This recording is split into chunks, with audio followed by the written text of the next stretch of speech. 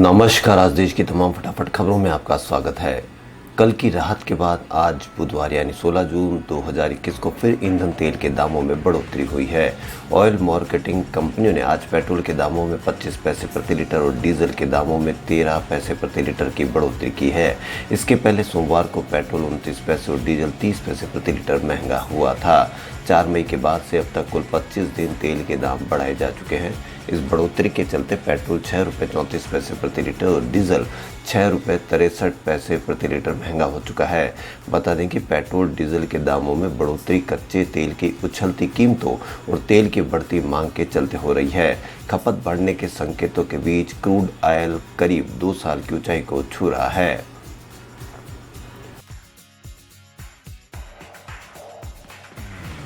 भारत समेत दुनिया भर के 190 से ज़्यादा देश कोरोना वायरस संक्रमण से प्रभावित हैं। दुनिया में अब तक 17 करोड़ 62 लाख से अधिक लोग कोविड-19 की चपेट में आ चुके हैं। इस वायरस ने 38 लाख 12 हज़ार से अधिक लोगों की जिंदगी छीन चुका है। दुनिया में 5 करोड़ 81 लाख से अधिक एक्टिव केस हैं और 11 करोड़ 43 लाख से अधिक लोग कोरोना से संक्रमित होने के बाद स्वस्थ हो चुके हैं। भारत में कोविड-19 के मामले अब घट रहे हैं। कुल संक्रमितों की संख्या 2 करोड़ 95 लाख 70 हज़ार से अधिक हो चुकी है। भारत में कोरोना के खिलाफ टीकाकरण अभियान जारी है।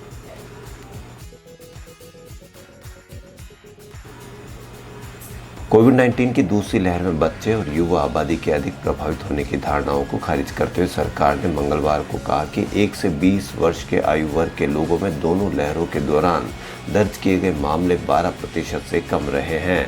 सरकार द्वारा संवाददाता सम्मेलन में साझा किए गए आंकड़ों के अनुसार दूसरी लहर 15 मार्च से 25 मई के दौरान कुल मामलों में 1 से 20 साल की उम्र के लोगों की संख्या 11.62% थी, जबकि पहली लहर में 11.31% थी, जो इस आयु वर्ग में संक्रमित लोगों के अनुपात में बहुत अंतर नहीं दर्शाता है। आंकड़ों से पता चला है कि 21 से 50 वर्ष आयु वर्ग के दोनों लहरों में सबसे अधिक प्रभावित वर्ग था। इस श्रेणी के लोगों में पहली लहर में 59.74% संक्रमण था, जबकि दूसरी लहर में 62.45% था। आंकड़ों के अनुसार 61 वर्ष से अधिक आयु वर्ग के लोगों के लिए पहली लहर में यह अनुपात 13.89% और दूसरी लहर में 12.58% था। पश्चिम बंगाल के राज्यपाल जगदीप धनखड़ द्वारा मुख्यमंत्री ममता बनर्जी को लिखे पत्र को सार्वजनिक करने पर राज्य सरकार भड़क गई। राज्यपाल ने पत्र में लिखा है कि बंगाल में चुनाव के बाद हुई हिंसा पर सीएम बनर्जी चुप है। उन्होंने पीड़ितों के पुनर्वास और उन्हें मुआवजा दिए जाने के लिए कोई ठोस कदम नहीं उठाए हैं। बंगाल सरकार के गृह विभाग के ट्विटर हैंडल से एक के बाद 5 ट्वीट कर पत्र को सार्वजनिक करने पर हैरानी जताई गई है। बंगाल के गृह विभाग ने ट्वीट किया, पश्चिम बंगाल सरकार ने निराशा और संकट के साथ देखा है कि पश्चिम बंगाल के माननीय राज्यपाल ने अचानक माननीय मुख्यमंत्री को लिखे उनके एक पत्र को ऐसी सामग्री के साथ सार्वजनिक कर दिया है जो वास्तविक तथ्यों के अनुरूप नहीं है। संचार प्रारूप सभी स्थापित मानदंडों का उल्लंघन है।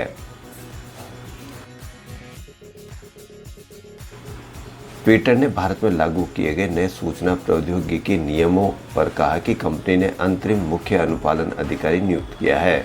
सूचना प्रौद्योगिकी मंत्रालय के साथ जल्द ही ब्यौरा साझा किया जाएगा। ट्विटर प्रवक्ता ने कहा कि नए दिशा निर्देशों का पालन करने की हर कोशिशें जारी है। सूचना प्रौद्योगिकी मंत्रालय को हर कदम पर प्रगति की जानकारी दी जा रही है। बता दें कि केंद्र द्वारा ट्विटर को नोटिस जारी करने के कुछ दिनों बाद कांग्रेस नेता शशि थरूर की अध्यक्षता वाली एक संसदीय समिति ने माइक्रो ब्लॉगिंग साइट के शीर्ष अधिकारियों को शुक्रवार को बयान दर्ज कराने और सोशल मीडिया मंच के दुरुपयोग की रोकथाम के लिए प्रतिवेदन देने का तलब किया है। सूचना एवं प्रौद्योगिकी संबंध संसद की स्थायी समिति ने सोशल मीडिया मंचों का दुरुपयोग और नागरिक अधिकारों की सुरक्षा से संबंधित मुद्दे पर अपना पक्ष रखने के लिए फेसबुक और ट्विटर समेत सोशल मीडिया की कई दिग्गज कंपनियों को तलब किया है।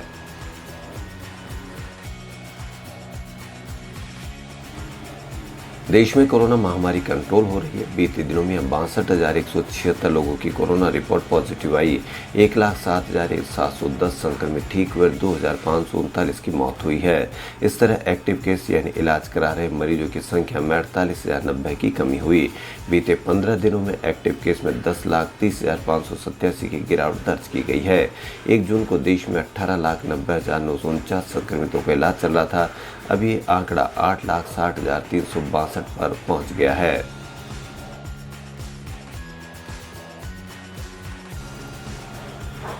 कोरोना टीकाकरण देश में पहली मृत्यु की पुष्टि हुई है। इस खबर के बाद केंद्र सरकार ने कहा है कि 16 जनवरी से 7 जून तक 23.5 करोड़ लोगों को टीका लग चुका है।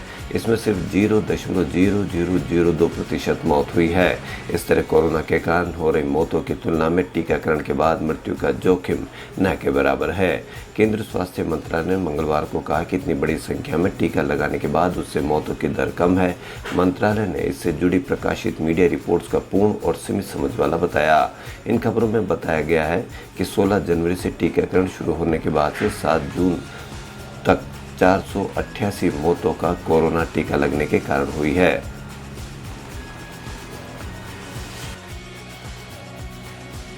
देश में कोरोना के मामले लगातार कम हो रहे हैं। स्वास्थ्य मंत्रालय के अनुसार दूसरी लहर के पीक से अब तक रोज मिलने वाले मरीजों की संख्या में 85% की कमी आई है।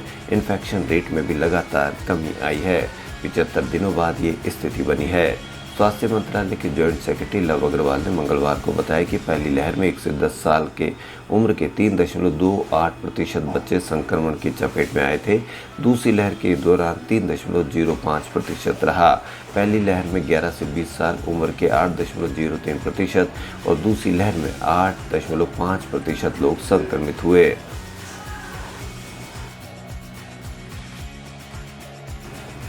केंद्र और राज्य सरकार अब ड्रोन से वैक्सीन डिलीवरी पर विचार कर रही है। Indian council of medical research ने इस प्रोजेक्ट के लिए कंपनियों से बीड मांगी है। सरकार ने ये कदम उन इलाकों में वैक्सीन डिलीवरी के लिए उठा रही है जहां सामान्य तरीके से वैक्सीन पहुंचाने में मुश्किल आ रही है। इसी बीच तेलंगाना सरकार ने मेडिकल सप्लाई के लिए ड्रोन डिलीवरी प्रोजेक्ट को लॉन्च कर दिया है ताकि पता लगा जा सके कि यह सिस्टम काम करेगा या नहीं। तेलंगाना सरकार के इस प्रोजेक्ट में फ्लिपकार्ट और डुंजो ने मदद करने का ऐलान किया है।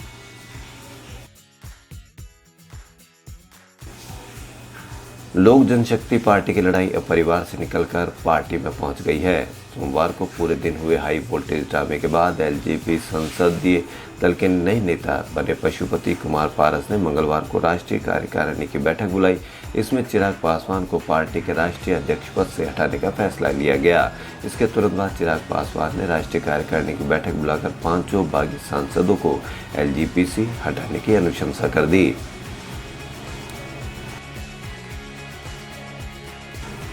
70 से 80 के दशक के राइटर जोड़ी सलीम जावेद की जिंदगी पर बेस्ड डॉक्यूमेंट्री ड्रामा को बॉलीवुड के 3 दिग्गज बैनर मिलकर प्रोड्यूस करेंगे। ये तीनों Salman Khan films, Excel Entertainment और टाइगर बेबी फिल्म्स है। इनमें से पहला production house superstar Salman Khan का, दूसरा फरहान अख्तर और रितेश सिद्धवानी का और तीसरा रीमा कागदी का है। इस डॉक्यूमेंट्री ड्रामा का टाइटल एंग्री यंग मैन होगा। नम्रता राव इसे निर्देशित करेगी, जो इससे पहले ओए लकी लकी होए, इश्किया और कहानी के लिए बतौर एडिटर काम कर चुकी है। डॉक्यूमेंट्री ड्रामा में सलीम खान और जावेद अख्तर के साथ अमिताभ बच्चन के इंटरव्यू भी शामिल किए जाएंगे, जिनकी कामयाबी के पीछे राइटर जोड़ी का बहुत बड़ा हाथ है। खबरों फिलहाल इतना ही। यदि आपको हमारा चैनल पसंद आए तो लाइक, सब्सक्राइब और शेयर अवश्य करें। धन्यवाद।